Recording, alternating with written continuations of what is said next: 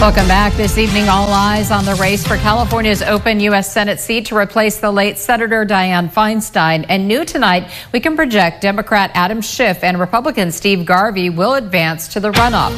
17's Capitol correspondent Eitan Wallace joins us now with a closer look at where things stand. Eitan, good evening. Well, Tammy and Jim, good evening to you. Good evening, everybody in Kern County. And you have to imagine for Adam Schiff, this is exactly what he wanted. He spent millions of dollars in this race to get to this exact outcome, and he got that outcome tonight. Let's show you a video here of who we're going to be seeing face off this November in the general election. There you see them. You have Republican former Major League Baseball player Steve Garvey. He was polling neck and neck with the Democrat Schiff of Burbank leading up to Election Day. Well, tonight, both of them will be most likely advancing to the November general election. Now, Irvine Democratic Congressmember Katie Porter had been polling in third place, and Oakland Democratic Congressmember Barbara Lee had been polling in fourth. And tonight, we have heard from all the candidates, including Steve Garvey. Here's what they had to say. We feel good about where we are right now. I'll say tonight it's the first game of a doubleheader.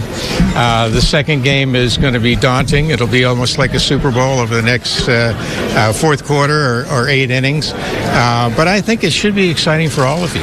I mean, it's actual competition now. This has been quite a phenomenal, multiracial, multi-generational, progressive movement that we have put together throughout the state. And I just want to thank everyone. We know that tonight we will come up short. Let me also say this. Our opponents threw everything, every trick, millions of dollars, every trick in the playbook to knock us off our feet. But I'm still standing in high heels.